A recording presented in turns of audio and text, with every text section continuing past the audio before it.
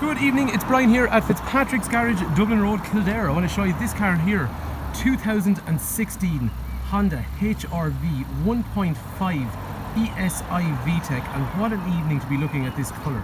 Brian is my name. If there's any information you want on this particular car, please do not hesitate to give me a shout. 086 843 1945. Call, text, WhatsApp, whatever suits. If you want information about this car, if you want information about trading in your car, or if you want information about financing or anything basically like that, sometimes before people travel they want to know exactly where the standard figures and stuff. No problem, just give me a shout, I'll be happy to go through it with you. We're a family run business in operation for almost 70 years, so if you know you're going to be spending money on a car like this, there's going to be an after sales service. Anyway, this car looks absolutely super in the sun because it's a white orchid pearl. Because it's a pearlescent kind of colour, so it's normally a white, but when the sun shines on it you can see the really nice metallic fleck that comes up through it.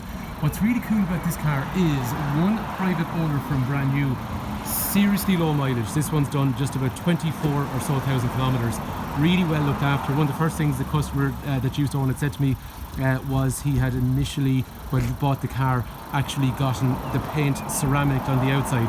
People that do that are the kind of people that are actually into looking after their cars, and as we were saying, with such low mileage, it's got to be, I suppose, one of the lower mileage 2016 HRVs available on the market right now. Okay, so first things first, on the outside of the car, at the very front, this is a 1.5, which is 130 horsepower. It's a non-turbo engine, 130 horsepower, a sprightly engine, so when you put your foot down, there's good get up and go on it. Road tax for the year is €280, and this is real kind of old school Honda, straightforward, non-turbo, bulletproof, reliable engine. In terms of acceleration and how the car drives, I'm going to go for a quick drive, but you know what?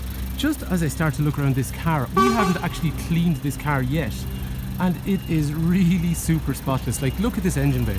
This is a 3-year-old car that we haven't cleaned yet.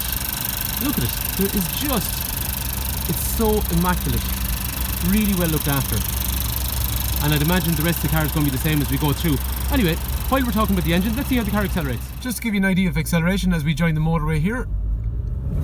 First gear, into second gear. There's such a zippy engine.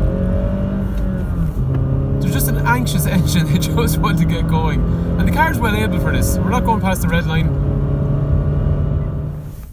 So, as you can see, they accelerate pretty good. But they drive lovely. This gearbox is in such a nice place because the whole idea of this car is it's high off the ground, so you got a nice high driving position. Steering wheel you can get comfortable with because obviously it's adjustable in and out and up and down, but where that gearbox is lovely. And there's short little throws in it, so forward and back. So as we come into this roundabout, third, down to second, and it turns good. I mean, I'm pushing on through the corners there and it's quite nice. It's an enjoyable car to drive. Anyway, don't take my word for it, come try it yourself. I just love changing gears in these cars. It's very rewarding. Into fourth, heading onto the motorway, into fifth and sixth. Car drives really well, brakes feel good, steering feels good, gearbox feels good, so mechanically everything seems very nice. So as you can see, I really like driving those cars. The engine is responsive, the gear stick is in a lovely place, there's a nice driving position, it's very, very nice throughout. Anyway, moving on the side of the car, these wheels are a diamond cut 17-inch alloy wheel. So what I mean by that is they are shiny and reflective, so they look quite smart. This is the front left wheel, which is usually the one that gets a hacking, but this one seems to be in quite good condition. Parking sensors are standard on the front of the car, and up here the headlights are automated. So what I mean by that, basically, when you meet traffic they dip themselves, and then when you go into an unlit area they go into a full lit setup by themselves. Moving down the side of the car, the handle is chrome and the rear door handle is hidden to give it that high riding coupe sporty look.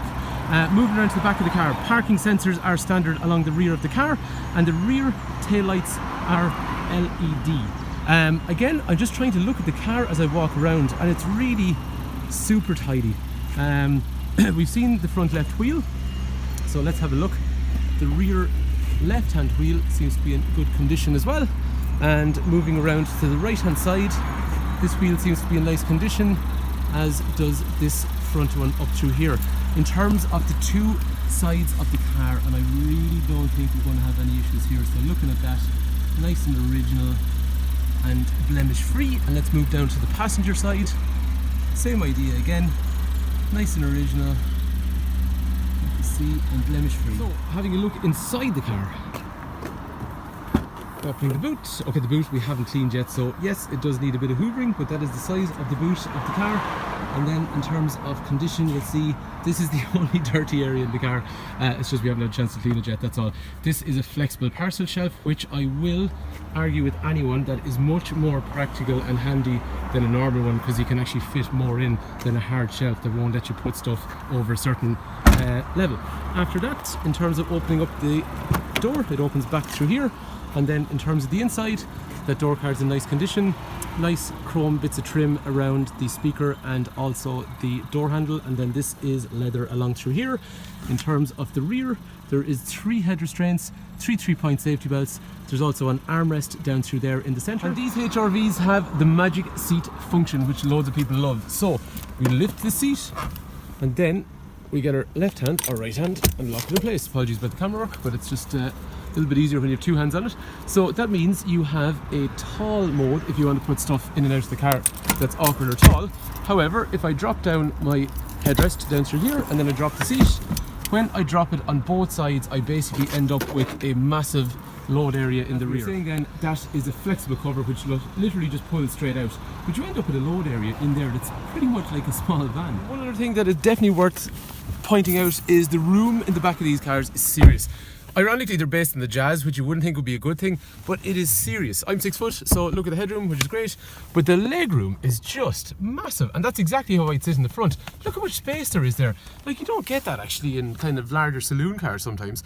As we were saying after that, armrest even is there. I've got LED lighting over my head here as well, and the view out through here is quite good. So when I'm sitting in the car, because I don't like the CHR and stuff, you actually can't really see out through the friggin' window. So this is exactly the view that I see in the car when I am looking around. So visibility is good, it's nice and bright in here. And like what we were saying before, condition in through the car so far, as I was saying, we haven't cleaned the car yet. Condition is quite nice. Down through here, little drinks holder and also 12-volt power. Moving up into the front, we have electric through windows and mirrors. Door cards in nice condition again. More chrome surrounds around the door handle and speakers. And then in through here, the seat is in nice condition. The bolster, which is the area that you'd imagine is going to wear the most, is in nice condition overall. The seat is going to be adjustable up and down, backwards and forwards, and then obviously the back part moves backwards and forwards, as does this steering wheel, move in and out, and also up and down as well overall. In terms of features on the car, so one other cool feature on the car is if I use the key, I can control the lights. So first of all, lock the car, fine. If I unlock the car, see the way the lights will come on? Look how cool the wheels are with the way the sun is shining. They're kind of diamond cut and reflective. Anyway, the other thing I can do from the key is using that, I can unlock the car, but if I watch my windows, I can retract them. So by holding the key, the windows come down, and similarly then if I want, I can lock the car, fine. It turns off the lights in the car, and also it retracts my wing mirrors and also my windows. So there's some other pretty neat features in terms of when you're driving the car. I'm going to show you them here rather than kind of explain them to you. Hopefully this is a bit of an experiment with basically a clamp that goes onto the steering wheel and also a GoPro stuck to the side of a helmet. Anyway, these are some of the features that are on the car, which are dead handy as well. So I've got the camera attached here to the steering wheel at the moment, and it's pointing at the little binnacle on the right. If you see on the right, we are doing on the left we're doing 80 kilometers an hour, and we have the speed limiter set to 80 kilometers an hour. But I am going to now encounter a 50 kilometer an hour zone. So watch what happens. Car recognizes 50. And now it's telling me I'm exceeding the speed limit with the audible chime, so I'm going to slow down to 50, and once we get back down to 50, it'll limit my speed to 50, and it's just a dead handy way of not getting done for speeding. And regardless of whether I have the limiter on, the car is always going to recognize speed signs, so as we go through into this 80, you see the way it's changed from 60 into 80, so it's just a visual cue. Another cool feature is lane departure warning, so if I drift over the line, it is giving me another audible chime that I have departed from the road until I move back into the correct lane position. Another pretty neat feature is the automatic headlamp function. So they're basically high beam support. So at the moment, as you can see, the full headlamps are on down here. You can see the blue symbol.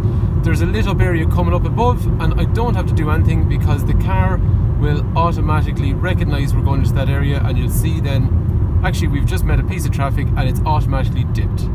And as we leave the area that's lit up, the car will then recognise that it needs to go back into a full light mode by itself again. So it's dead handy. I also like the fact that when I put the foot down, see the way it turns red? And that's actually warning me that I'm basically driving uneconomically.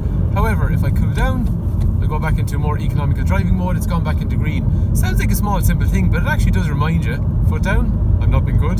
Foot off, I'm cruising, I am being good. It'll save you fuel. So more from a point of view then, if we sit into this car, exactly what do we see? Right, first of all, that's my view ahead of me. Over here is my wing mirror, over there is my left wing mirror. This is what I see in the dash. Down here I see my armrest, which I can open and close, pull backwards and forwards. I see my drinks holders over here. I've got my automatic handbrake, which releases when I drive away, but I can manually engage it in through here. I've got that sweet gearbox in through here. Over here then I have my heating controls. So this is my passenger side, this is my driver side, front and rear windscreen demisters, which also actually demist the wing mirrors. In through here I've got my touch and swipe setup, which is Honda Connect, so things like phone, trip information, AHA, which is internet radio, audio information, general settings, and then I've even got things like an internet browser, calculator, calendar. And as we were saying, the car has parking sensors front and rear, so when I drive up towards either of these cars ahead, it's telling me I've got a problem in front, and it would also tell me I've got a similar problem if I had an issue behind me. On the steering wheel we have controls for radio and all that kind of stuff in through there. Headlights, as we saw, were automated from there, and then wipers are also automated, so they come on themselves when it starts raining. Cruise control, as we saw with the speed limiter, but also general cruise control is in through there. This information in through here is trip information for things like average speed, fuel efficiency, all the information down through there. After that then there is controls in here for parking sensors on or off, lane departure warning, traction control, and the eco button, which reduces how aggressive the cruise control is. It has the red light that changes to green that we saw. It reduces how aggressive the air conditioner is and how aggressive the throttle is. In terms of safety on the car, you saw there's those helpful safety features overall when you're driving, but also steel bars for side impact protection. There is a driver's airbag. There is an airbag up here, there's an airbag in the side of my seat, and same for the passenger side. There's anti-lock brakes, emergency brake distribution, emergency brake assist. Basically, when you slam on the brakes, the car will not get out of control. The rear end will be kept in shape, and it'll move around brake pressure to give you grip on the wheels that have the most grip overall. Anyway, that is our... hit the handbrake before it rolls down the hill as a walkout, that wouldn't be good. That is our 2016 1.5 IV Tech, one owner from new, low mileage, HRV. If this car is of interest, please do not hesitate to give me a shout. Brian's my name, 086 843 1945. Hopefully the video has been useful, and thank you for taking time to watch.